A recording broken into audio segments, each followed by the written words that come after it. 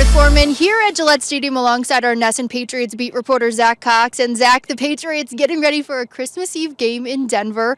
Bailey Zappi saying today that one of his goals for the final 3 games of the season is to complete these games. You know, he's coming out strong in the first half, and then the second half hasn't been so great for him in the offense. What do you think the key is there for them in these final 3 games? Well, yeah, I think Bailey Zappi recognizes that this is essentially an audition for him over these final, call it 6 games from when he took over for Mac Jones through the end of the season here.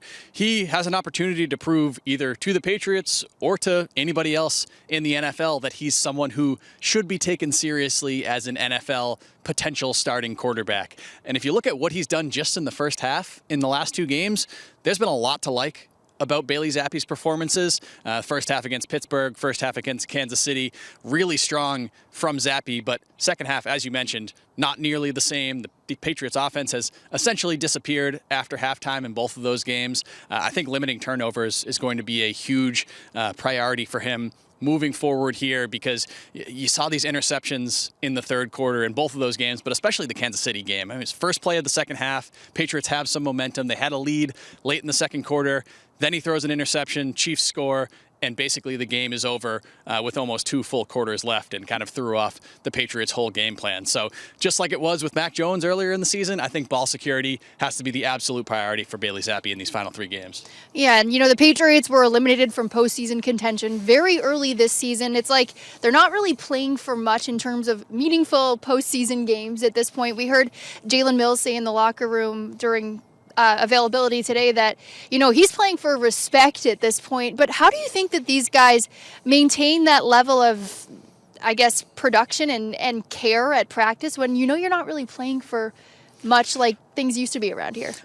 There's a couple different factors there. One of them is for the people who know they will be back next season. It's about building that winning culture, or building back up that winning culture. If you finish a season strong, you can go into the offseason with a bit of momentum saying, hey, we did these things well in the final couple of games. Let's build on those and have a better season next year. And for the players who are either impending free agents or people who might not be back next year, they're essentially playing for themselves at this point. Multiple players have come out and said that. They said, you're playing for both the Patriots and the other 31 teams in the NFL, because the other 31 teams, they're scouting all of these games. No player wants to put bad tape on film. And guys can win themselves jobs in these last 3 games. I mentioned Zappi. Patriots have 15 impending free agents. All of those players certainly are going to be motivated to have a strong finish to the season and not let prospective employers down the road say, hey, you know, you were on a bad team and I could tell that you weren't really trying. That's not the kind of player I want in my locker room. So certainly players are going to be motivated to not have that happen to them. One thing I noticed today, and listen, Zach, you're in that locker room, you know, every single day during the week when there's availability, but it seemed a little bit lighter. Guys were joking around, laughing, smiling. Do you feel like that added pressure is off now on them in terms of, you know, they don't really playing for a specific outcome this season. You're more playing again for yourself and for other teams. Do you think that goes into the lightness? Have you noticed that?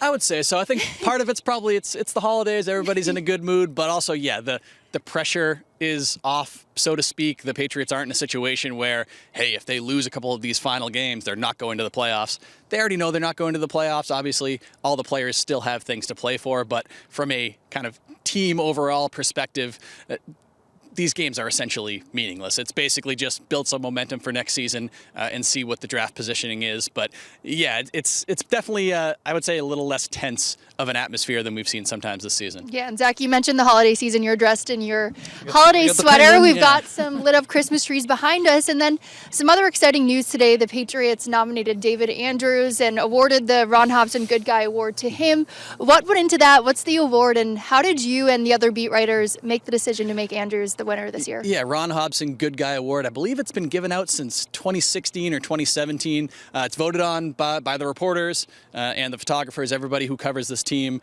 on a day-to-day basis. It basically goes to the player who handles their media obligations with class and professionalism. Andrews was a very deserving winner. If you've watched any of the Patriots post-game coverage, he's always the first person to come to the podium. He speaks.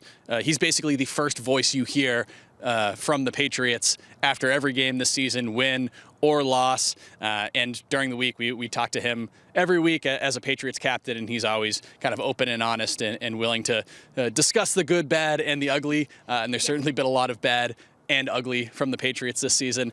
There are several kind of deserving candidates for this. Jabril Peppers made a good run for it. Some other guys in that locker room, but I don't think you'll find too many people who will argue against David Andrews being a very deserving winner here.